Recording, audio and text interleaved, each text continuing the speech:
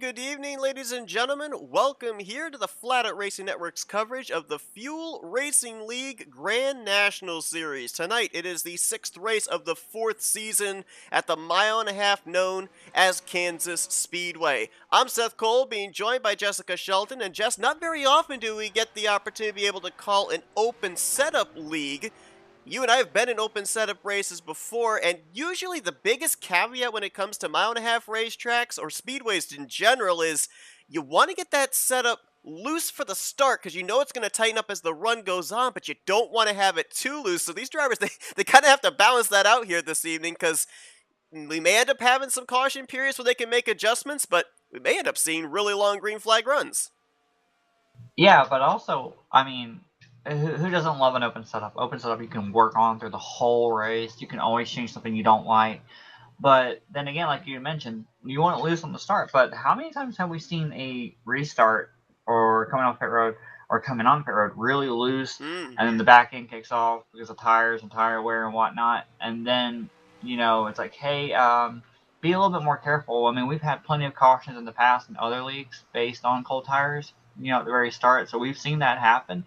But this is in-game Kansas. I mean, I love Kansas to death based on my love for Chicagoland. But you got Kansas in-game. I wonder what the grip levels are going to be like here, Seth. Honestly, to your point there, to kind of build off of it, I'm pretty sure it's the original grip levels that would have come with the original game. Now, they are using a different EXC. I don't know if that will provide maybe a little bit of extra grip for them or not, but the in-game tracks, as I recall, they're not nearly as gripped up as a lot of other tracks that were revamped later on in the years. So that's a good point, with maybe potential lower grips as well. Drivers are definitely going to have to be a little bit more ginger with the adjustments that they make on their race cars as they're gridding up on the back straightaway. Looks like we had a total of 15 drivers that are going to be taking the green flag here tonight. Zach Rogers on the pole position, clocking in at a 29.863. He's got 3 wins on the season so far. Alongside of him, another former winner on the season. Second in the points, 86 points back, is Keith Hughes. Row number 2 is going to be Talha Aziz in the number 14, alongside of the number 37. And I was given elocution lessons on this one to make sure I get the name correct. Vincenzo Focasato in that 37 machine. Cam Smith's in the, well, he looks like he's dropping back. He was scheduled to be on the inside of row number 3, alongside of the 4 of Drew Fast, Carnby Edward, and Robert Kubat in row 4, and the top 10 complete with Trek Togger and Tim Goulet Jr. Cole Mather alongside of James Johnson back in row 6. Row 7, Tate Dorsey and Trey Kinsey. And bringing up the final row will be the number 7 of Tyler Stallhood. 67 laps of racing here tonight. 2 times wear as well, and it is cup physics, so not as much fuel consumption as we're used to seeing, but tires will probably be a big issue as Rogers and Hughes bring us down. Green flag waves here at Kansas. Now, the one thing we always watch for is turn 1 and 2, and the start of just way up the track, as we see right there, and someone barely touched the apron, sliding up just a little bit. A couple of cars almost got the wall off of 2 there as well. Drew Fast, I think I just saw someone on the apron there in the back straightaway. Nope, I didn't. Old eyes playing tricks on me. Your old eyes playing tricks already, huh? I'm already seeing them 3 wide, apparently. That was Keith Hughes that got loose going into 1 on the initial start, and he's dropped from 2nd now back into a good fight for 3rd with Carnby Edward. Whoa, I mean, I'm looking at how they're running this bottom. They're sliding up a little bit, and then the people in the middle and the Highland, they're checking up really carefully at the very start of this. I'm not sure whether it's just due to how loose it is, or whether they're trying to say, oh, whoa, the 12 machine back here, Seth. And slide a little bit. No caution. Saved it. He saved it. Cole Mather, nicely done. 33 of James Johnson was going by, but I guess since the 12 was not completely around, no yellow flag. Well, 81 in the wall up here on turn 1 and 2, and there's another one, and he's around. Going around. Cam Smith. Cam is around. Is caution coming out for that? Nope, no caution. I think so. Is it in-game cautions? Or it is in-game cautions. Okay. Can confirm it was in-game cautions, but I guess... Well, he slid underneath the line, though. Maybe that's why. Could be. Race officials being a little bit more lenient here. I mean, it's not a multi-car wreck, so, you know, give them the opportunity to get these tires up to full temperature. And just like that, look how we've accordioned up a pack of 5 now. Zach Rogers, Talia Aziz right behind him, Keith Hughes, Carnby Edward, and I believe that is, who's that back there in the 5th position? That's the 37 of Vincenzo Focasato. Well, what I was getting to with my point earlier is, you know how they're like backing off and checking up. I'm not sure whether it's just the looseness of the tires early on in the setup to begin with, or if it's actually just them trying to save tires. I'm really interested to find that out, because spinning out, that's definitely not going to help that tire wear at all. Absolutely not. And 39 is way up on turn 1 here. He backs out, but he's continuing on straight forward right now. 12, Cole Mather on pit road. Actually, somebody went around up. Oh! Whoa, 4. He saves it. Or does he? Nope. Going around. Keep it up there. We got some oncoming cars. Now, will caution come out? That's got to bring out a yellow. Yep, there it is. Caution came out for that. Oh, wow, there's a choose cone in the middle, too. Yes, that is actually something that is in place here tonight for this series. Is under the caution period. Whoa, the 17 on the back stretch kind of really tricky got walking there. Cole Mather was on pit road at the time the yellow came out. He's going to at least lose 1 lap here as Zach Rogers comes around to receive the caution. And you mentioned about that cone there. Yep, choose cone for these drivers here this evening. They'll be at the 1 to green, choosing inside and outside line. Whoa, what is going on with that 17? Because I see him going in the corners, and that back end keeps kicking out like he's wanting to, like, I don't know if he's trying to do something with his tires or what. But that, see, look at that. He goes way up and comes way back down, and then sometimes that back end kicks way out. I know where you're going with this, and I'm just gonna. I'll try to segue into something else because I know where your mind is with this. I'm not sure what you're talking about, but okay. You know exactly what I'm talking about. Do I yes, know. You do. We're gonna go back and look at the replay. We kind of caught it live, but just gets loose there on the top side off of 4. Almost saved it twice, but then that one overcorrect got some damage on the left side of the Fitzgerald Chevrolet. But kept it up there. A couple of cars that had to get by got by, and continues on. Something I was going to bring up was, you know, we were talking about the fact it's open setup and it's an in-game track, so we're not necessarily certain about the grip levels. It kind of looked like here in the early going, at least up amongst the top 5, like this is a multi-groove track, but that could just be down to how they set up their race cars and the ability to be able to run up in that higher line. I don't know if that necessarily caters to the grip that's available in each of the respective grooves or not.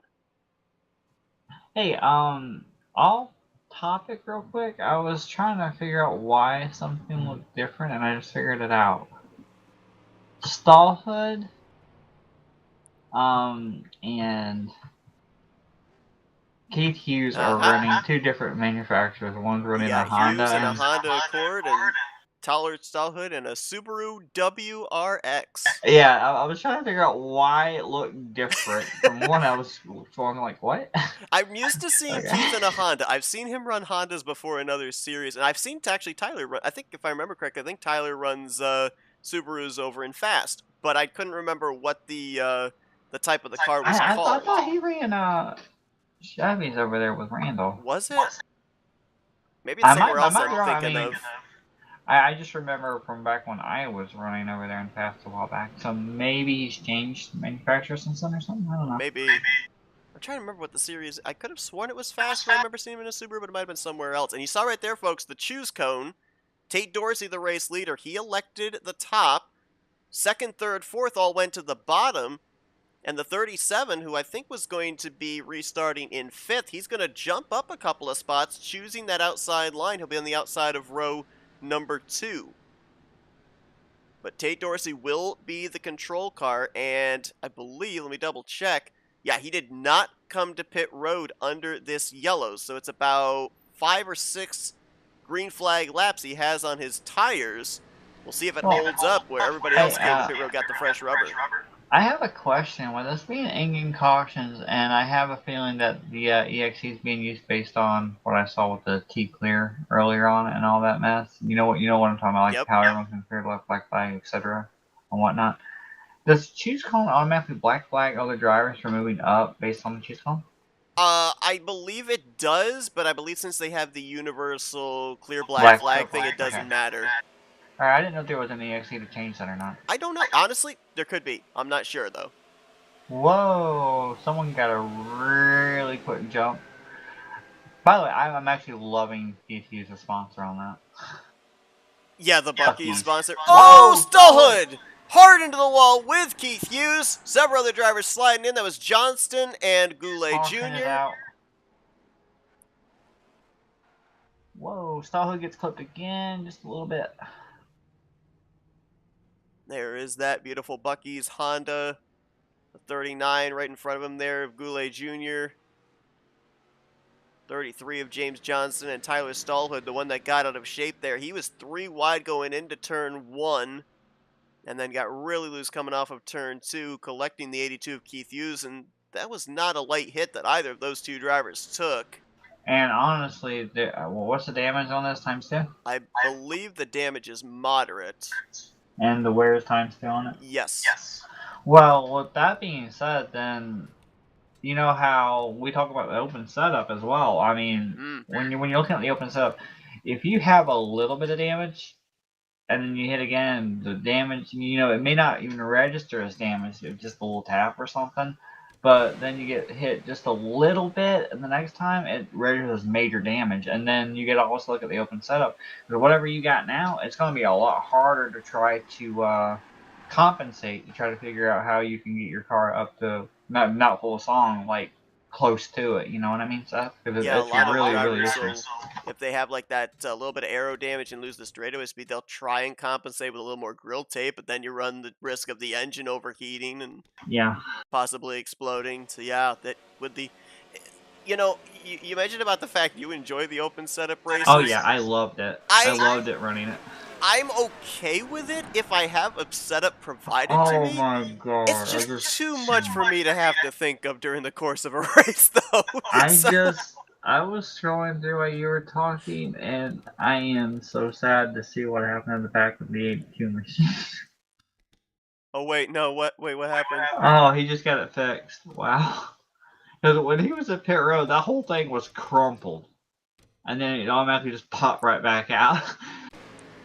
That was cool. I think he might have actually backed it into the inside retaining wall as well. Let's take a look here with Keith. As there you see off of Cam Smith, the 7 of Stallhood bounces. Sliding through the grass and... Ooh, wow. I can't tell from this angle if that's actually an opening there with like an Armco door, but he almost hit that little space there on the back straightaway. And now he's coming back down a second time. But I mean, you see that? I don't know if it's shown on your end, but there's a big, there was originally a big freaking crumple on the back end of that machine. But he's got it where it's actually visible now, where he's okay. He's got a back bumper and everything again. 100% look on it. I don't know if I can get a good enough camera angle. We're going to try and see if this one will show us where the back end hits. Does he hit the opening? Does he hit just before the opening? Oh, nope. He hit the Armco barrier. He hit that steel barrier right there. So is Dale okay? I hope so. I hope Bucky's okay. Now I'm looking at Stallhood's machine, and on the right side, I'm using the far chase view like I normally do, and that far chase view showing on the right side a little bit of a push in on that side of the front of the passenger side. So I don't know how much of an effect that's going to be on Stallhood. It looked like earlier Stallhood was just riding, like he wasn't really trying to force any issue or anything. Like he was just trying to get into a rhythm and slowly, come to the race. You know what I mean? From what I was thinking. From what I can remember, and you can correct me on this if I'm wrong, I believe that damage you're talking about, that will tighten the race car up, I think, a little bit more. I just don't know how much so. of an effect it's going to be. I don't know how much damage he actually got in on that issue. We're back green flag racing, Seth. We are green flag racing, and you saw a couple of cars way No, back no, no, there. no, stay out the apron. One of them was the 7 of Tyler Stallhood. He was way back there because they have a thing in this series known as the restart of shame. If you cause a wreck on the same lap as a restart, you have to maintain pacing speed until you get to the start-finish line, then you can accelerate while the rest of the field accelerates at the drop of the green. So Stallhood had to do the restart of shame. That's why he's as far back as he is. Really?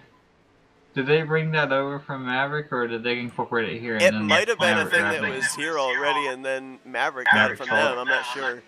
But Stallhood gave me permission to call out anybody that had to do Okay. it, so he did. He had to do it. So It makes you wonder if he did that on purpose, just to get some airtime. just to get some airtime, yeah.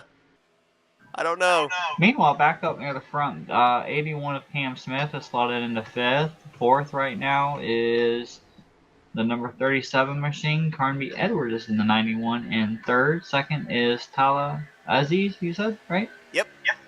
The 14 machine. And Zach's still showing them the way.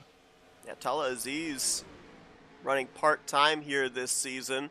And he's been keeping that 97 of Zach Rogers honest on that first run. And now here, right on his back bumper in the Ally Ford Mustang. And then the Harbor Freight Chevrolet right behind them, Carby Edwards. He's got a fast race car as well. Slotted in that 3rd position. Ooh, got the apron there, though. Just the least little bit. Whoa, Trey 17 Kinsey. machine in the wall. Yep. Little high there off of 2. Doesn't look like it gave him any visible damage, but it certainly scrubbed off speed. And here come the older tires of... Or I'm sorry, correction. I was going to say the older tires of Tate Dorsey, but he actually pit under that last caution. All the way down the apron. Come on, be careful there. That's not really friendly. We have been told that the apron is legal here tonight. There's no yellow line, so they can utilize the apron. But what I was getting at with it not being friendly is if you run that apron too long, I don't know about the paint grip taking it and like getting it really loose. Ooh, he's really trying to get by Tate Dorsey as Trey Kinsey. Keith Hughes looking on the 82. Doesn't look like Keith's any worse for wear. That car still looks pretty competitive. I was going to mention real quick that Cole Mather is out of the race accident. The 33 machine and the 39 machine are both 8 laps down currently. Wow. I wonder how they lost that many laps.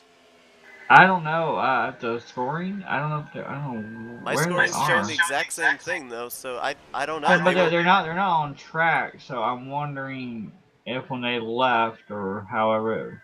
I don't know. I can answer the mystery. I don't know if they are planning on coming back, but both fell from the team speak. Both had connection problems. Yeah, they're both 9 now. So every time they goes by the lap. Yeah. It's kind of ironic. Those were the two that got together trying to avoid the wreck that had Stallhood and Keith Hughes off of turn 2. They magically warped out. Yeah, maybe they found like an area of the racetrack that takes them to another dimension or something. They have found it. And now we see Keith Hughes trying to get around the 17 machine over here on the trioval, or however, I'm not sure if you want to call it trioval or dogleg, however you want to say, because I've heard people call that the little dogleg dip. So I've heard. I call it trioval. I've heard front stretch. I've heard trioval. I've heard dogleg. The 37 machine making a move here on Carnby Edwards. And he's going to clear him. Doesn't look like Carnby's going to put up much of a fight. So Vincenzo going to move up to that third spot. You think they're not wanting to push tires, or you think they push tires too much and they're trying to let them cool down now? I mean, I feel like they wanted to push hard at least at the initial start to get the tires warmed up, because we talked about cold tires on restarts. Yeah. Now, though, I mean, I'm not necessarily seeing anybody, at least up here at the front, looking like they're in danger of getting really tight off of turn 2. So I guess they're just kind of in their comfort zone right now, just in ride mode. Maybe not necessarily pushing, but not necessarily saving either. Yeah, I'm back here riding on board with Cam, the 81 Mountain Dew machine. I think it's Mountain Dew machine. Is it Mountain Dew? Yes. Okay. And what's interesting about him is he's running the bottom. And with him running the bottom, I mean, he's not like having like a lot of speed like, you know, Tate Dorsey has going into the corner based on running lower. But I'm wondering if it's wearing his tires even more going that well. I don't know. I don't know how much where it goes with every line in this track Right. right now. So. And if I remember correctly, the EXE that they're using does actually up the speeds that it normally would be than if you were running just the normal in-game EXE, and normally faster speeds in the corner lead to more tire wear. So, to your point, I'm not exactly sure just exactly how much tire wear these drivers are dealing with, as this has been a spirited battle for the 5th spot, and Trey Yeah, Kinsey is Keith, going to get Keith, around Keith Keith ain't gonna give that up easily. You can tell he's not wanting to give that up. and go back on the attack here against the HendrickCars.com Chevrolet Camaro. Tate Dorsey's got the best seat in the house watching this go on. You know, I wonder if when Keith is behind the wheel and he sees someone really fighting for position with him, if he actually imagines and visualizes Nick Gunther. Maybe. That's a great possibility. I mean, Trey and Keith, they've battled with each other in the Maverick Cup Series. So, ooh, wow, look at that run Keith got there off of 4. Whoa! Blocked down to the inside. Now, we've been told blocking's allowed the entirety of the race. Got to be careful. Keith backed out. But see, when Keith backed out earlier, that caused Trey to put more speed in there to try to beat him to the corner, and you saw what happened. Trey went right up because of the line. Way too high into the wall. And that speed carried him up there, too. And now down on the apron, and he's done. He's done. So Trey's going to get credited more than likely for 11th here tonight, depending on if Tim Goulet or James Johnson end up coming back to the server. We had David McGuire in our chat as well notify us that both the 39 and the 33's internet went out. I wonder if they're on the same internet, because I think it was simultaneous that the both of them lost internet connection. There was only like a second difference. Do we know like how close they actually live? I don't actually. It just kind of seems ironic that it happened at the exact same time.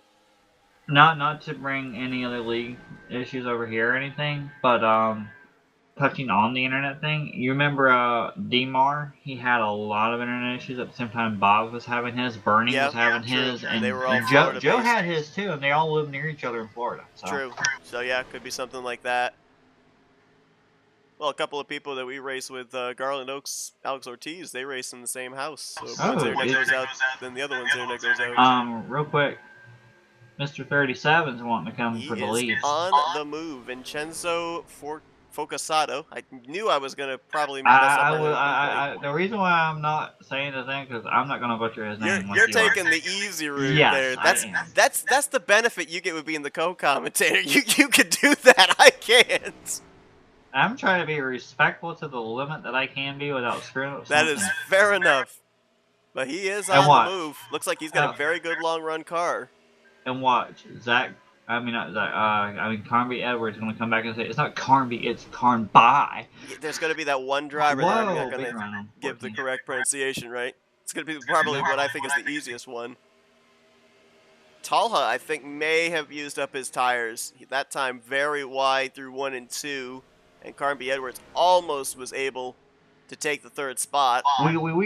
We need to mention this too. Zach's about to come up on a Trek and Tyler, and I'm wondering how that air is going to be around him specifically, since he's been up front and with clean air the whole time. He's not dealt with dirty air. To your point, he even restarted on the couple of restarts we had up on the front row. So, yeah, we'll see how that affects him. I wonder if it's going to push him. I wonder if it's going to get him a little bit tighter. And is that exactly what the 37 of Focasato wants, is to have the 37, or make the 97 in traffic? Trek went right up into the wall. And here comes Zach with a big head of steam. He'll get by Trek Togger. Vincenzo will do the same.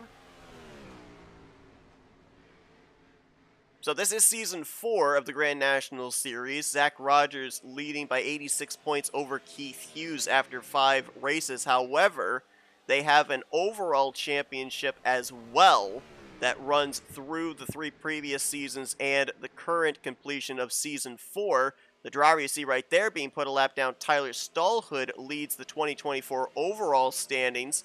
He has a total of 1,928 points over your second place driver right now, Vincenzo Focasato, who sits at 1,564. So it's If I could do some quick math, I think about 360 points Really? separation For right you, now. you and math, really? I can't believe I actually volunteered to Wow. do math. Okay. I gave the numbers and then I volunteered to give the interval. I could have just left it at giving the numbers. You could have, but you didn't. Nope. I went above and beyond. Trek's getting out of the way of Keith Hughes, but when he gets out of the way, he just, I don't know if he's overdriving it or what, but he's hitting the wall every single time he tries to get out of the way. And that's really just going to keep screwing up the setup even more. Something that I did not ask the admins when we had our pre-race debriefing was I did not ask how many lucky dogs they have per caution. If they have 2, Stallhood and Trek Togger right now are in the free pass position, but if they only have 1, right now it would be Stallhood, and he's not that terribly far ahead of Trek Togger, so that could be an interesting battle to follow if we were to get another yellow as to who would get the free pass. Again, provided we only have 1 free pass driver. So, I'm not trying to take away anything from anybody here, but look at that. Trek's hitting the wall really hard. He just hit the wall extremely hard that time. Yeah, he's still up in there in the middle of 1 and 2. He was letting Cam go by and just slammed the wall pretty good.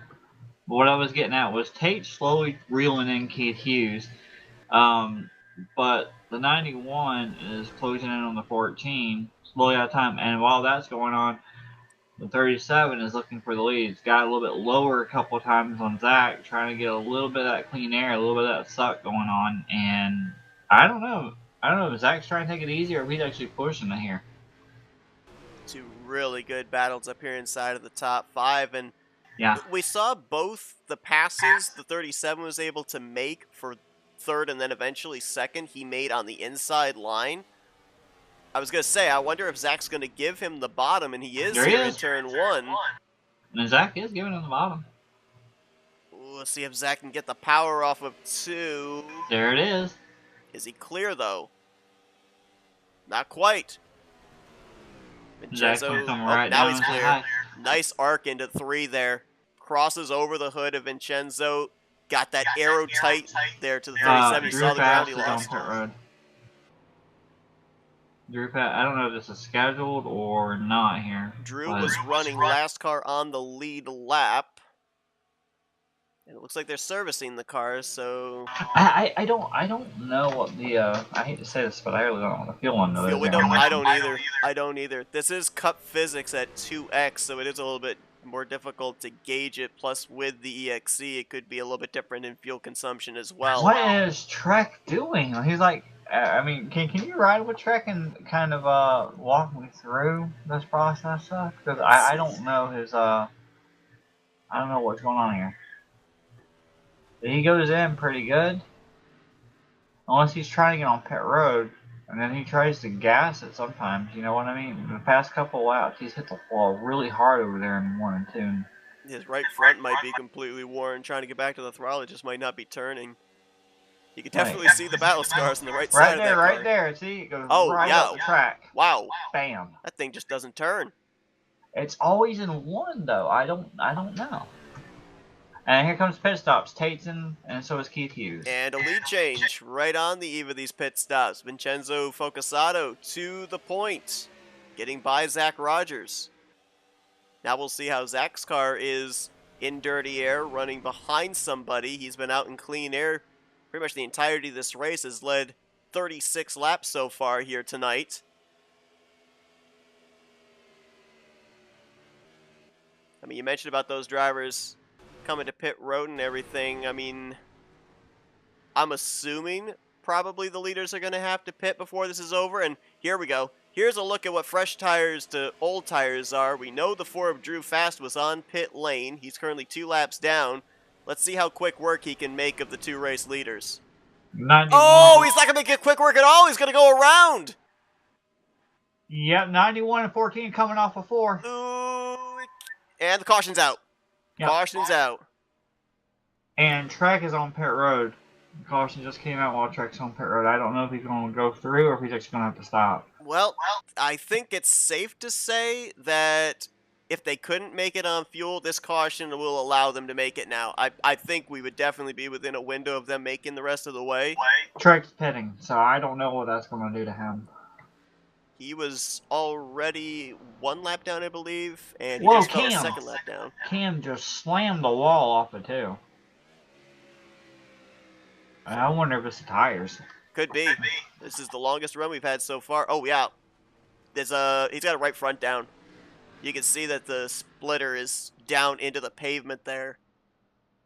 So the 91, the 14, 97, and 37. Well, before we had that caution, there was a battle for that position with the 14 and 91, and 91 had to back off and let the 14 have it based on Drew being off of that corner. So they had to, give and take, which is great to see that, it's like, yeah, I'd rather keep my car safe than try to battle for that spot right now. Race smart. Yep.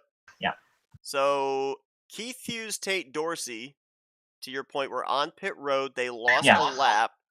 This will be a telltale sign when we end up getting to the 1 to green of seeing if one or both get on the lead lap of how many lucky dogs we actually have. Wait. Technically, if Tate Dorsey and Keith Hughes are in front of the leader right now, they could take the wave around. Yeah, that's what I was looking at too. They might be taking the wave around. One was lucky dog. That's true. That's a good point. We caught it live, but we'll show it to you again. Drew Fast, 2nd time he's gone around here this evening. Had those fresh tires, was trying to see if he could get around the leaders to get one of his 2 laps back, and stepped out on him. Up and into the wall. His first spin was off of 4 onto the front straightaway, this time in the middle of 3 and 4. As you saw right there, he has called it a night, and he will finish, it looks like, in the 10th position here this evening. Theoretically, couldn't if Keith Hughes is a lucky dog, couldn't he automatically come back down and get another pit stop if he wanted to? He could. He's going around now. So is Tate Dorsey. So. Are we coming to the 1 to green? Trek Togger's going around getting a lap too. Well, this is like you said, it was the XC, so they can actually cut the lights off at any point, right? So. Yeah. Well, they're doubling up. They just did the choose cone. Oh, the 91 is going to take the outside while Zach has the inside. So this is going to be really interesting on this restart because we've seen that inside be a little bit unfriendly at the very beginning of this race. Best starting spot that 91 of Carnby Edwards is going to have here tonight. 2nd place on this restart. I mean, I don't have a problem with it, but I'm just saying Vincenzo, he's got his work cut out for him being on the inside right behind Zach, because if Zach doesn't get a really good restart, or if he does get a decent restart and Vincenzo doesn't really go, or if he does go, he's got to be very careful on the cold tires. And one of the best cars on fire-off speed has been that 14. He's not exactly had the best car on the long run, seems to fade as the run goes on. But Tala Aziz seems to have one of the better short-run cars here this evening, and he's kind of boxed in right now in this restart. And I'm going to give a shout-out to the 14 machine. I really do like the scheme. Oh, yeah. I really do like that. Ally car. Yeah, very, very nice scheme. Green flag back in the air. 23 laps to go here at Kansas. Restart worked out there for Carnby Edwards, slide into 2nd. Vincenzo had to back off so much in that corner. 14 loose off of turn 2. Here comes Cam Smith. Showed the nose, had to back off. Rogers got lead. Look at the run the 14 got through 3 and 4. Vincenzo's getting a run on the 14 right now. So Vincenzo's going to go to the inside of the 14 and to the bottom. Has to back off a little bit, let the 14 have it. For 3rd place, you see him having to back off. Now brings Cam Smith to his inside potentially. But you notice Cam has been running the bottom. Like I told you earlier, he was running the bottom a lot. Ooh, Carnby Edwards. Wow. Was there contact? Not quite, but it was close. Find a sheet of paper. That's probably all you would have been able to fit between Carnby's right front and Zach's left rear. You see Carnby on the apron right there got a little bit happy on that bottom. And that's losing him a ton of momentum and spots here through 1 and 2. And you know it as well as I do. When you get on that apron and it messes up your entry, it takes you a lap or two to gain your composure again. Yeah, it's a catch-22 with the aprons at the 1.5 miles, right? Like, you can gain 1 to 2 tenths by cutting the course a little bit there. But to your point, it messes up your entry into the corner. A lot of drivers like that wide sweeping entry to be able to drive it deep to the bottom. You can't do that if you enter shallow after being on the apron. A lot of us, like, I'm not sure about you, but me specifically, I like to diamond the corner if I get a chance. Exactly. Cam Smith's on the move. My goodness, here he is in the second place position, at least looking for it, on the 14 he's like, of hi, Talazis. remember me? He's like, I was back here. Remember me? I'm here now. Hi. Mountain Dew Lightning. You know, he's got that lightning machine. So that's I'm what glad he's you going were able there. to remember the type of Mountain Dew, because I've been trying to rack my brain remembering what the blue Mountain Dew is. Is that voltage? Yeah, it is. It's voltage. Is it? Okay. The rear chase view shows that it is the Mountain Dew voltage. It's a... I'm not sure if that's a Danny Wells favorite or not for the voltage one. I mean, he might have been white out. I'm not sure. I think he had a voltage car. I think you painted him one. Back in the day. Yeah, I was just gonna say. Back in the day. Back in when my memory doesn't work anymore. Back on your old, fun, 2 frames a second computer, right? back when I'm old, that was like 20 years ago. Back when you were old, did you ever really? I was never young. Okay. I was never young. Well, I'm amazed. Look at this. Tate's got a little gap behind Carnby, but these guys, right? I mean, technically Tate's still in this. He's just like a little bit off, but it's like Keith is up here. I mean, you get this gaggle of cars, and we saw Cam hit the wall pretty hard at one point. So, and we got Keith. I don't know how much damage he had earlier, but they're in this still. So Keith's trying to rip the top there, trying to see if he can get to the right rear quarter panel of Fukasato while trying to defend against Carnby Edward. Tate Dorsey back there in that 6. You talk about him. He's got the fastest lap of the night so far. Wow, 30.356. And we are side by side for the lead. And Carnby's having Keith back here for position. Keith went left and right. Side by side for 5th. Cam. Close for 3rd. Oh, spinner! 14. Oh, the 14 around. He collects the 81 and the 91. Caution is out, and we didn't quite catch it when the 14 went around. Was there contact, or did he just get loose is the question. And wow, that was funny. I don't mean funny like people wrecking, but I went on board with Tate for a moment just to back that up to see if he got any damage, because he was kind of still getting back on track. He didn't get any damage at all. He went right down low, cut through the grass, got through. But what was funny is he warped out and warped back in. Warped through the wreck? Not technically, but he was going low on the apron. All of a sudden his car disappeared. I'm like, where did he go? And then all of a sudden he come right back and he's in the grass going on the... His Spotify disconnected for a brief moment. Now enjoy the next 30 minutes of uninterrupted ads. You saw it there, the 14 of Talazis trying to run down Zach Rogers, and right there you see it going up, going up, going up, and just snaps around. That's a pretty good shot there to Cam Smith's 81 as well. Trek's going around right now, just a heads up on that. So that will put our remaining 9 drivers all on the lead lap for a restart that will be somewhere close to 10 laps to go. We've been told that it is race back at 5 to go. Frozen field. Whoa, Cam just spun in pit road.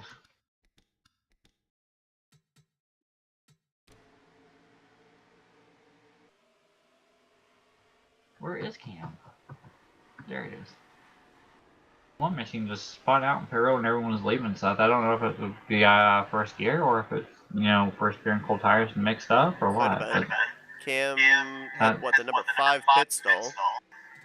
That was a little interesting there. And now as we start getting closer towards the end of this race, we talk about open setups, the ability to make adjustments. The closer we get to the end of this race with these restarts, Jess, a lot of drivers start thinking about upping that real tape just a tiny little bit. Oh gosh, I don't know. well, Is it too early to do it here with us not even a 10 to go? honestly, for me, yes. I would not do Not grill even tape a yet. not even a 5% uppage. No, not yet. Okay. That's just me, but that's just I'm my adhering opinion. to you. Like I said, I don't care. I'm not a fan of the open setups. You would be better to make a call on that than I would be. Well, well, if it's me right now, okay, and if I'm getting good enough restarts and very comfortable where I am with the restarts and how loose the first lap is, first 1 or 2 laps are, I'm going to try to free myself up just a little bit more. That way, it makes it a lot easier to turn, in my opinion, early on, and it'll. To me, I like loose. I like it loose regarding the open setup. But at the same time, you're talking about grill tape. I would probably wait about 6 or 5 laps to go before I even consider that if Okay. we get to that point. Based on, honestly, I don't know if they're running 55 or 60% grill tape right now. Yeah. So, I mean, could be a huge margin of difference between who's it, running it, what. it is fixed weather, right? It's on 70? Yes. Yep. It is fixed weather. That much we do know is a stationary Okay. thing. We saw Keith Hughes trying to make the outside line work on that last run. He chose the top side of the front row here alongside Zach Rogers. So let's see if he learned anything there that he can apply to try and take the lead from the 97. Green flag back in the air. As mentioned, the remaining 9 drivers all on the lead lap now with Trek Togger getting the free pass. Whoa, 14 barely made a little bit of a bumper hit on that. And he's into the wall. Keeps it He, going. the 14 didn't hit the 91, but I just seemed like it was the hitbox. You know, he didn't make contact, but you kind of guess it's a hitbox issue. Battle here. This is, I believe, for 5th or 6th. For Cam, you mean? Yep, Cam and Yeah. Carnby. It's 5th. It is 5th place. Yes. And ahead of them, I believe, at 37. Yeah. Whoa! Oh! And that 91. battle went sour very quickly. Yeah, the 91. I don't know if that was just some. I'm not sure how to call that one. Might have honestly, sent it in a little too hot. Cam Smith gets the damage as a result of that one. And Zach I do want to Rogers point will bring out, us back around for our 5th caution of the night. I do want to point out, Keith and Tate. Look at these guys. They were damaged and they're second and third, and they were lapped down too. Yep, they were. Now, granted, they only went a lap down because they did a green flag pit stop, and Yeah, the but timing of the caution didn't help that them saved out. them. The 14 machine's back bumper, it's not happy. It looks like it's a sad face. We'll go back and first see what happened there with Talha Aziz, because we didn't quite catch it when he went up and got the wall. And then we'll take a look right out the yellow. That back bumper looks like a frowny face. If you just look at how it's like bent, like the way it is the curve now, it's sad. I don't even think he got hitbox, Jess. I think he like turned it to the right in reaction to thinking he was going to hit the 91, and that just sent him up into the wall. You mean a correction? Yeah, because the car kind of jerked to the right there for a brief moment. Well, I did not go back and look. I was more trying to keep up with what was going on at the time. And we'll now take a look and see what happened here. We kind of caught it live, but we'll take a more in-depth look between the 81 of Cam Smith and the 91 of Carnby Edwards. I don't know if Cam lost any speed and the 91 just had a huge suck, or whether it was just Cam going how he goes and then the 91 going a little bit like more speed into that corner than what Cam was expecting. I wasn't sure. The tough thing, too, when it comes to mile and a half is we always talk about the gray area. Different drivers have different approaches to different corners depending on the entry. And sometimes drivers just want that one little same piece of real estate. That might have been the case here. We're going to go in the aerial view and see. By the way, now would be a time where I might go up a little bit on the grill paint. Heads up. Okay, you already preempted me. I was about to ask you that. It's like you knew. That was more on the 91. From the aerial shot, it looked like 81 held his line. 91 drifted up the track a little bit there. Well, I'm talking about going up on grill tape based on us having like 7 to go. Or basically 8 to go, but 7 to go technically if you want to look at it in that regard, because you got to get up to speed to begin with. So with that being said, and they're already green. Cam's flying through the Just field. barely got back in time for the Yeah. green. They have the opportunity to expedite the caution periods of when we go green and when the choose Where's cone is, Cam? so we almost missed it with trying to show you Well, all those replays. something they gotta worry about though is if they do go up on the grill tip, and Cam's gonna make it 3 wide if he's not careful here. Woo. Something about the grill tip though is the higher up you go on the grill tip, yeah, you're talking about how much speed you get and how much you can overheat, but it gets a lot tighter. Yes. And I don't like that. Gives you a little bit Side more by side for draft thirds. when you're on the straightaways. Battle for thirds, so. Vincenzo Focasato to the inside of the 14, who that car's got to be loose, right? With that back end pushed in like that, you'd have to back think. end wants to kind of be a little bit 3 wide coming up. Tate Dorsey with a run. Where is he going with it? Tate thought about it. Looked middle, tucks into the low side. Backs out a little to wait to see if the 37 can complete the pass in the 14, which he will do so. Now Tate looking for the 4th spot. We've seen pretty much nearly everyone get close to the front at one point or another, Seth. But Zach Rogers has just been up front like 99% of the whole race here, just dominating this. How many laps has he led? He's now led 54, going on 55 right here. 3 laps led for Vincenzo and 2 for Tyler Stallhood, 1 apiece for Tate Dorsey and Keith Hughes.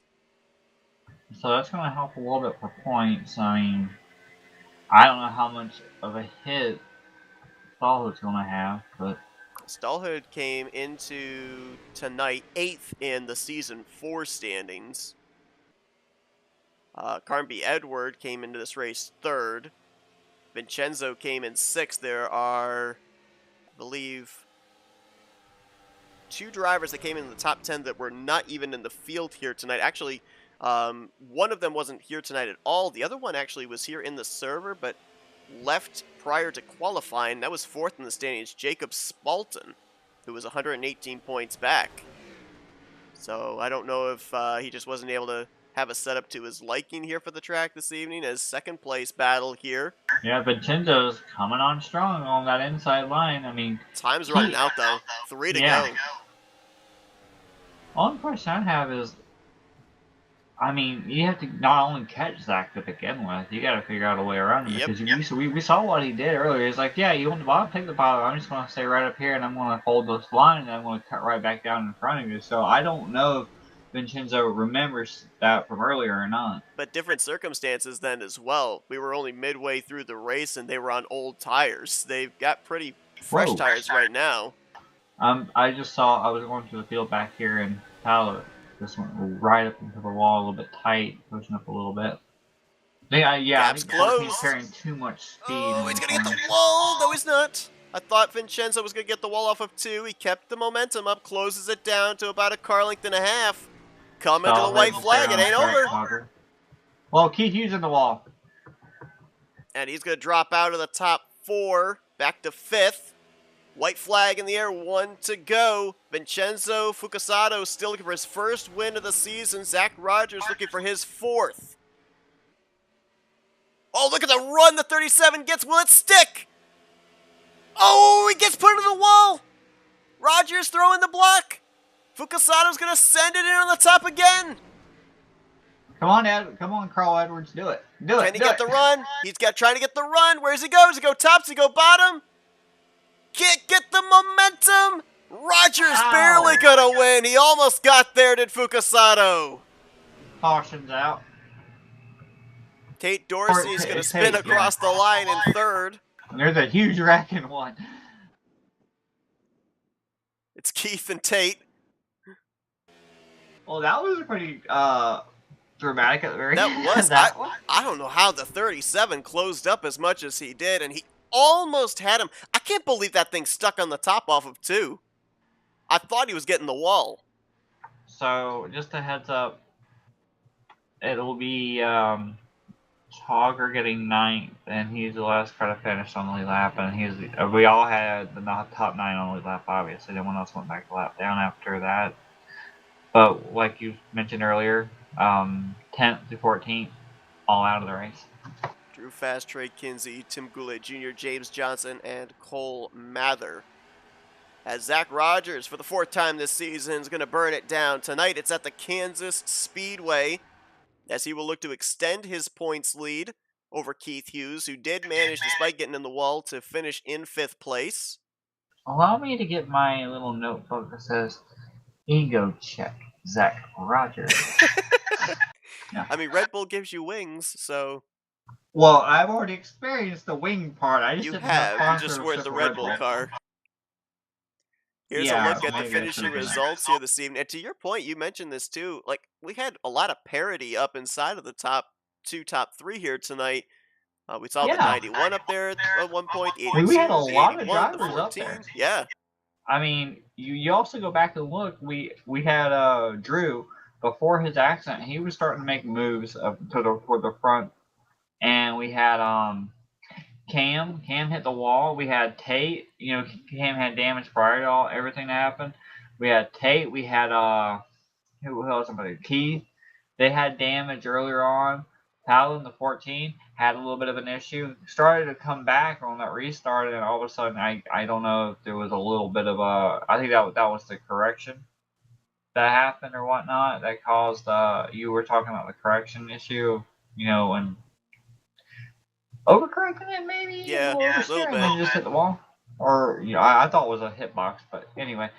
Point is, a lot of these drivers had damage, came back, overcame it just a little bit, and then obviously whatever happened to them unexpectedly. But the point is, we saw a little bit of everyone getting up near the front, and we talk a lot about how drivers, oh, you've won so and so at Talladega, oh, you've done so good at Auto Club and whatnot.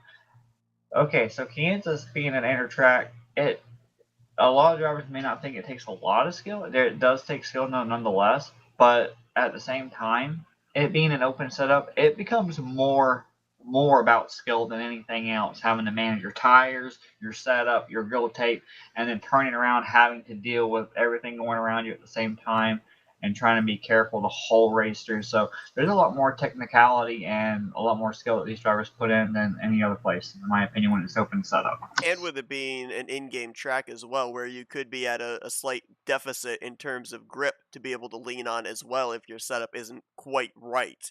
You have to Okay, now have it like absolutely meticulously correct.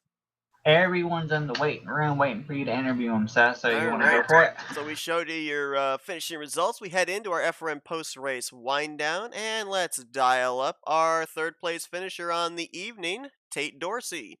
User was moved Hey to your Tate, Justin channel. Seth up here in the FRM booth. You got us? Yeah, I got you. I'll tell you what, adventurous night for you here this evening. I think you were in just about every position here tonight at one point. Got to lead one of those laps under the yellow flag. You fell a lap down with the green flag pit stop. Got the lucky dog. Fought your way up to the third position. But it looked like here tonight passing was possible, but you really had to spend a couple of laps setting up the pass. Obviously, with open setup, where was your comfort level in being able to work your way through the field? I thought it was pretty fun. Like I said, I bounced around quite a bit, so I got to experience a little of everything. I thought my car was okay if I could get to the outside of everyone, as long as I just didn't overdrive it on entry. I felt like it was pretty good. And like you said, I thought you could move around. It wasn't easy by any means, but I thought it was pretty fun to drive. The car felt pretty good. Could have used a little turn in the center of the turn, but I didn't want to go too far and start losing it on exit. So According to our scoring, you had the fastest car on the racetrack, clocking in with the fastest lap of the evening. One thing that I want to touch on, and we mentioned this at the beginning of the broadcast, we don't get the opportunity really to broadcast a lot of the open setup leagues, and obviously there's a lot more that's put in the driver's hands in that kind of regard.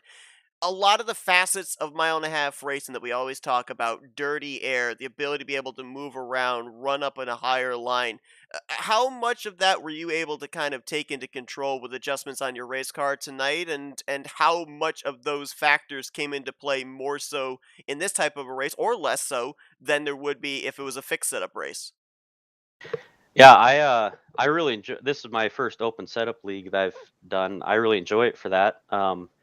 After the first little run and that caution, I took some wedge out because I was like, I'd be a little looser.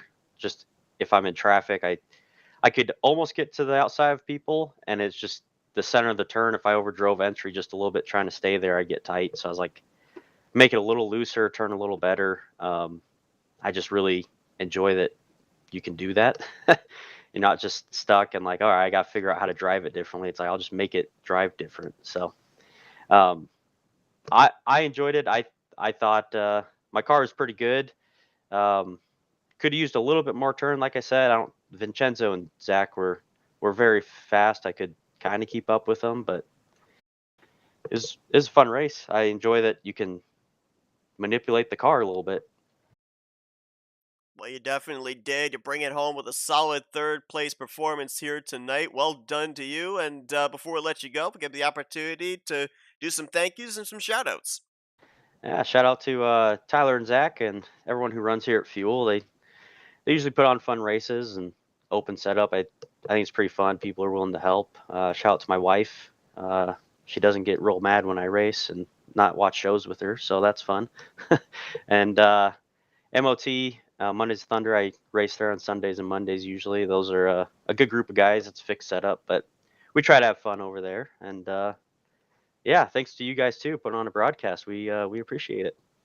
Absolutely. Well, that's Tate Dorsey. He brings home third place here tonight at the Kansas Speedway after starting back in the 14th position. Had to pass a lot of cars here tonight, but he got it done. Congrats on the great run there, Tate. Thank you. Let's see if we can dial up the driver that User brings was home moved second out of your place channel. in that number 37 machine. See if we can get a hold of Vincenzo Focusato. User was moved to your Vincenzo, channel. Jess and Seth up here in the FRM booth. You got us? Loud to clear. I'll tell you what, I was amazed, impressed. I don't think there's enough adjectives in the dictionary with what you were able to do on that final lap. First off, I want to go back to turn 2. That amazing run up to the 97 using that top side. How'd you keep it off the wall? Because I thought you were pancaking the right side of that thing, but you made it stick. Oh man, yeah, I've been put on the spot. I don't really know how to answer that.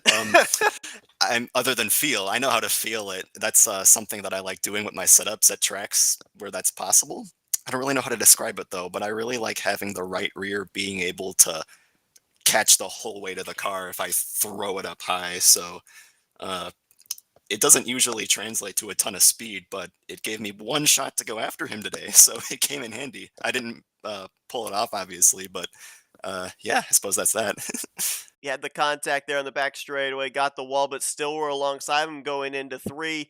Was that your only shot to try and go around him on the top there through 3 and 4? Or looking back at it, would there maybe been some slight thing you might have done different to see if you could have been able to edge him out by the time you guys got back to the stripe? At that point, I don't think I would have done anything differently. I tried falling in behind and seeing if I could get a better run off of 4.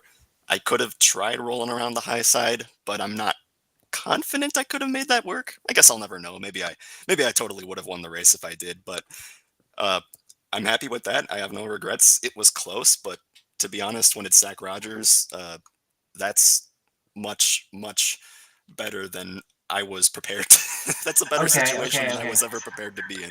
I'm not used to getting close to him, so I will happily take that second. That was a lot of fun racing, Zach. This just in: Zach Rogers has failed tech support. Oh no! Or whatever the term is, or whatever. So yeah, apparently Vincenzo wins. Yeah. Shoot. I mean, Vincenzo, you had obviously one of the best cars on the long run. We were having a lot of fun watching you work your way up through the top 5, eventually getting up there to Zach and passing him as well. We talk about the fact this is an open setup league. You guys have the opportunity as the race goes on to make adjustments based off of maybe how many laps you've got left in a race, or how your car is feeling during the course of a run. When we end up getting later into this race, we had those yellows closer towards the end, and we had around a 10-lap shootout to finish this thing out. Were there any adjustments that you made to your race car to make it a little bit better on the short run as opposed to the long run car you had in the first half? Yeah, just one. I went into pits on the final caution and clicked the grill tape up by 5%. I honestly wasn't sure. I put it at 65. I didn't know if that was going to last 8 laps without blowing up, but I didn't think I was going to beat Zach on pace without that, so I figured I'd take the chance and go for it. Other than that, though, I was too comfortable with the car and too scared to change anything else about it, so I kept everything else the same. And yeah, again, like I said, it was close, but I don't really think I could have done much better. I think I got about as close to winning as I could have. You gave it a heck of a try there on that final lap. Almost pulled off that victory, made it thrilling for everybody watching at home here in the closing stage of tonight's race at Kansas. Congratulations on the great run here tonight. I know it's not the victory, but man, a really strong second place and maybe one of the strongest cars on the evening. Before we let you go, though, Vincenzo, floor is yours for thank you sponsors and shout outs. Yeah, thank you to everybody who might have been watching the stream. Uh, Thank you, Andrew. Thank you, Cameron. Thanks for nothing, I guess. I know you only tuned in to mock me and my performance, but I'm calling that support either way, so I appreciate you two tuning in. Same to Dad and to everybody back home at the EFR server who might be watching. A lot of great people who I race with here and elsewhere. So it's a lot of fun to be a part of. Tonight was a really fun race. And thank you and Jess for broadcasting it for all of us to see. I got the Cameron seal of approval in our YouTube comments, by the way, that I actually did pronounce your name correctly. It was one of the ones I was sweating to see if I would get the pronunciation wrong at some point. So, there you go. But Vincenzo, congratulations on the second place run here this evening. Best of luck here for the remainder here of season 4. Hopefully you get that one position better before the season comes to an end. Yeah, we'll see. But it's good fun racing either way. And thank you guys one more time. Appreciate you having me on. Absolutely. That's Vincenzo Focasato. Brings it home second place this evening at the User was Kansas moved out of Speedway. your And we channel. will see if we can now go down to victory lane. 4th time this season that he takes a checkered flag. Let's dial up tonight's race winner, Zach Rogers. User was moved Hey, to Zach, your Justin channel. Seth up here in the FRM booth. You got us? Buddy was moved Yeah, to I your got you. channel. Well, I'll tell you what. You got the Red Bull car. Red Bull gives you wings, and you needed No, them on no, that final no, run to the checkers because I don't want to hear the wing part anymore. it was looking like you were, had this thing pretty well in hand, and all of a sudden, 5 car lengths turns into 4 car lengths, turns into 2 car lengths, and then he's right beside you there off of turn 2. I mean, first off, did you expect he was going to get that kind of a run? Were you prepared for something like that to play defense down the back straightaway? Yeah, the 2 laps we put on those tires before that last pit stop, I guess I don't know if they were really the difference I thought they were. I think Vincenzo just had a better setup than I did tonight, and loose is fast no matter where you go, but it was really important there. I was getting tight. I started clipping the apron and missing my mark because I knew he was hauling. So probably let him get a little closer than I wanted him to just by making those tiny little mistakes that I don't usually make, but I really wanted this one. So that's probably why I was clipping the apron. I was trying to get as low as I could.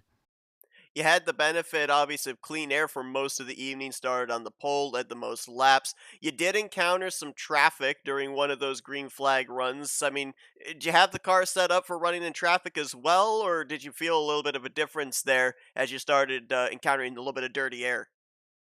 Yeah, I had no problems with the dirty air. I just unfortunately caught both Trek and Tyler right on corner exit and had to kind of get out of it a little bit to not run into them.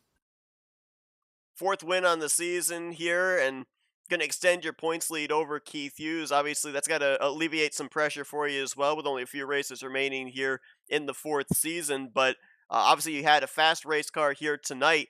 I mean, was the goal coming in, go coast to coast, pole to victory, or were there a couple of drivers you were eyeing back there thinking, they kind of looked fast in practice. I might want to keep my eye on them. They might get pretty big in my rearview mirror. Yeah, I wasn't really able to see really gauge who was good on the long run from practice, but I knew a couple of those guys were going to have good short run speed, and I was just trying to make sure I didn't get run over. But I also I didn't want to let anybody just throw it in there to my inside. I guess you could say I kind of chop blocked Carnby there on one occasion, but he was like 2 car lengths back. So I was like going into the corner. I'm like, I'm clear. And then I got in the corner and I'm like, I'm getting run over. And a bit of a, oh no moment, but I kept it together. But yeah, I mean, Vincenzo, Keith, Tala, Carnby, Cam, those were all guys I was watching just based on what I saw in practice. So knew I would have to just kind of watch it on the short run, but wanted to just make sure I could manage my tires the way I wanted.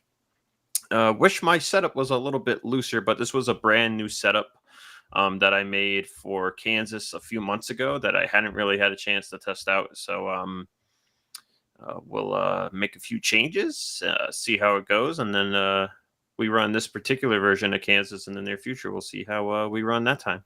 Yeah, I want to talk real quickly about. You kind of led then to my next question there, as far as the setup is concerned, because we talked moments ago with Vincenzo. He said he made a couple of adjustments there as you guys started getting closer to shorter runs near the end of this race. Obviously, your car was stout from start to finish, but were there any kind of changes that you ended up making during the course of this race to kind of adjust based off of what you were seeing with other drivers potentially closing up the gap you'd been able to open up on them in the first half of the race? Nah, I don't.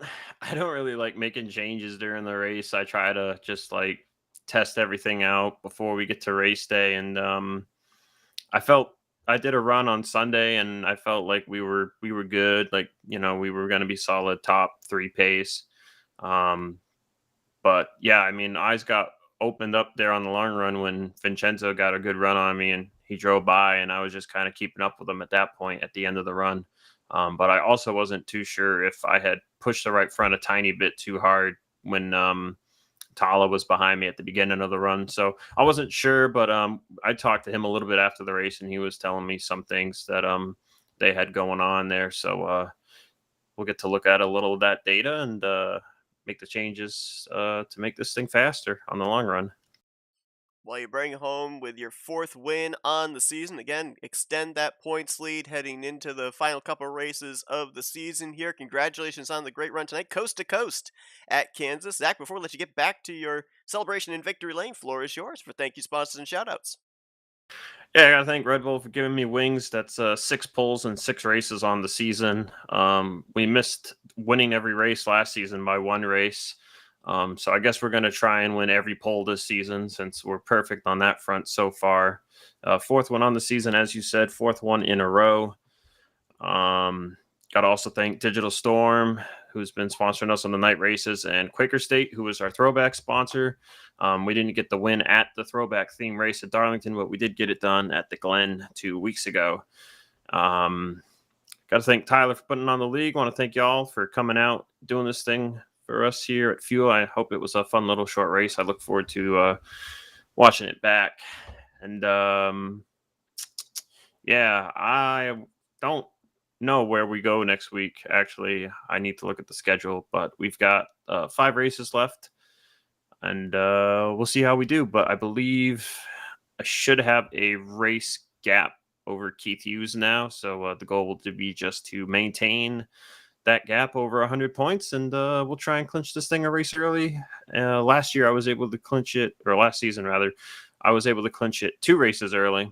I don't think I'll be able to do that this season, but we'll try and get it done a race early. Well, he'll look to maintain that points lead gap, but that'll be next week. Tonight, Zach Rogers is going to continue to celebrate here his 4th win on the season tonight at the Kansas Speedway. Congratulations on the victory, Zach. Go and enjoy it. Thanks, Seth. And User that is was going to moved conclude out our of your coverage channel. here tonight. Jess, we talked about a lot of different things here tonight that kind of come into play when it's open setup. Vincenzo brought up a word that I haven't heard in a while, but it makes a lot of sense, especially with open setup, and that's the feeling of the race car. You have to feel the race car out, know what it's capable of. That's how he knew he'd be able to get that run off of turn 2. You know, that's something that we kind of really talk a whole lot about here tonight, but obviously he knew what his race car was capable of because he made a really good late charge there on the final lap. Yeah, when it's open setup like that, and every so often on a fixed setup, but not very often indeed, you actually hear like you'll hear I don't know how to explain. I don't know.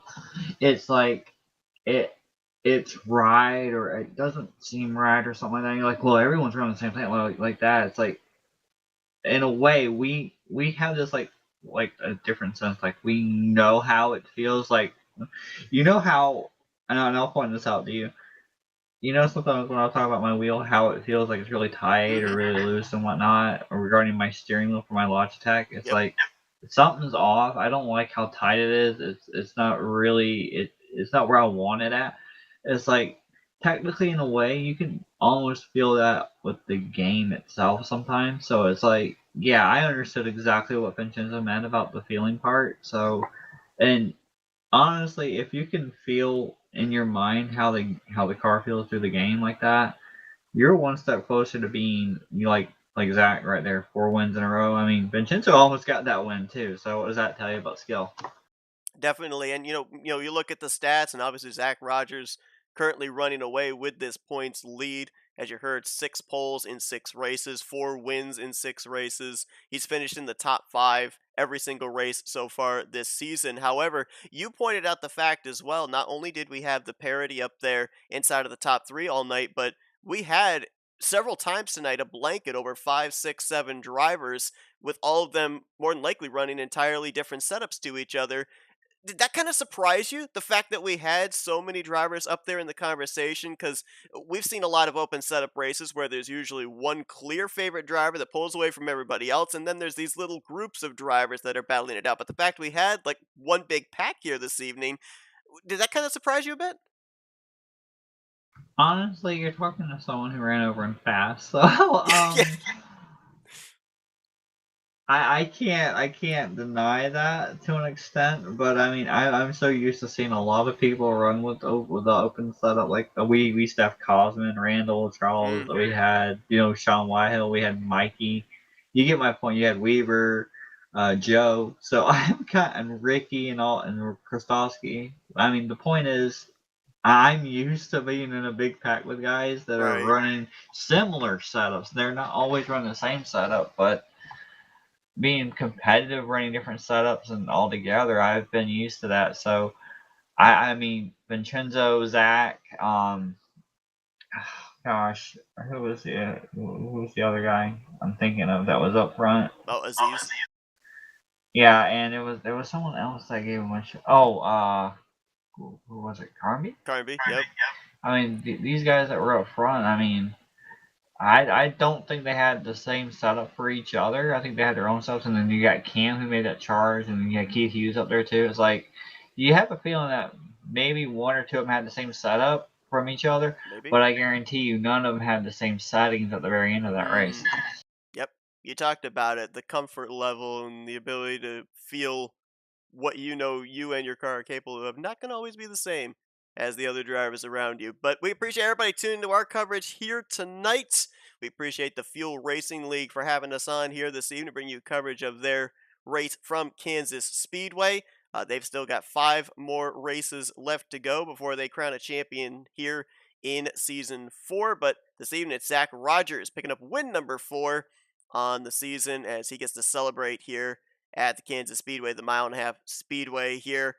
Jess, appreciate you joining me in the booth here tonight. It was a lot of fun to be able to call an open setup race. It's been a long time since we've observed, participated, I don't know what you want to call it, in anything that is anyway regarding open setup, but it was kind of nice to be able to see how that all played out. We got treated to a thrilling finish there at the end, and I appreciate you joining me up here in the booth tonight.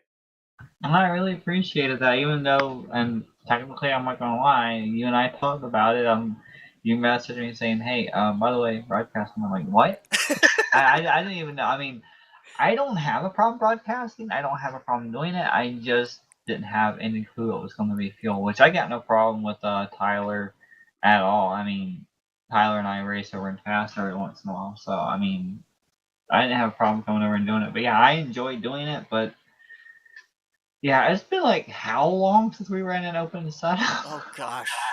Wait. That's a lie. It was recent because we ran that BSR race. Remember? That one BSR race that was open setup. That was an open setup race? Oh. Yeah. Okay, because I was going to say the last open setup race I remembered participating in, not counting that one, I think it was Xfinity Cars and Fast at Darlington. It was a long time ago. Remember, Joven gave us the setup to use that one race. Right. Remember? So, and I was telling you, I was messaging you about that. That was a few months ago. But besides that, and that was a plate track though. Yep. But I mean, it's like it's been rare to see the open setup, and you're not just running it, but just seeing it. So it was great to see it in action. Just go back to memory lane and see how difficult and how technical and skillful these drivers have to be to actually be able to wing it like that. Absolutely. Well, congratulations once again to Zach Rogers on the victory here tonight. We No! appreciate everybody for tuning into our coverage here this evening. Hope you guys enjoyed it. To finish out this week, tomorrow night, we continue on the 63rd season of the Rolling Thunder Gaming Talladega Challenge Series. I believe we're at Talladega Super Speedway, if my memory is correct, tomorrow night, and that will be at 9 p.m. Eastern Standard Time, getting close Wait, to what? the end of the regular season as well. What? Did I make a mistake? Yeah, you did. I said 9 p.m. Eastern Standard Time for the green flag. Yeah, but what I'm getting at for RTG is, are you sure it's going to be CWS, or are you sure it's going to be Euro 88? I didn't make that announcement because I'm not sure yet. We may see the trucks again tomorrow night. We may see the Euro 88 cars back. All right, I don't know. all right. That's why you got to tune in. That's why you got to tune in to find out. Why? So we can see if Josh Metallic wins and if Greg Palmer gets to be laughing and be made fun of, like I would love to do constantly if I could. I thought Greg was no longer on the hot, or no, Josh is no longer on the hot plate. It's Rodney that's No. I said Josh win another race. I never said anything negative about him. Okay, that's true. That's true. You didn't. But we will see you guys hopefully tomorrow night, 9 p.m. Eastern Standard Time. Yes. Tune in. Tune in indeed to see Seth Cole get really aggravated and really ticked off if we do run the Aero 88. See him get really mad and try to figure out the difference between the machine of Ken Roberts and the machine of Grant Wesley. I let Rodney run a car in Maverick last night, and yeah, maybe that was my sweet revenge on him. I don't know. But we hope to see you all tomorrow night. For Jessica Shelton, I'm Seth Cole. Enjoy the rest of your Wednesday evening, folks. You've been watching another broadcast courtesy of FRN, the Flatout Racing Network. This broadcast is the copyrighted work of Flatout Racing Network and may not be rebroadcast, retranslated, or used in any form without the express written consent of Flatout Racing Network and iRacing.com Motorsports Simulations. Flatout Racing Network would like to thank you for your support, and we hope you enjoyed tonight's broadcast.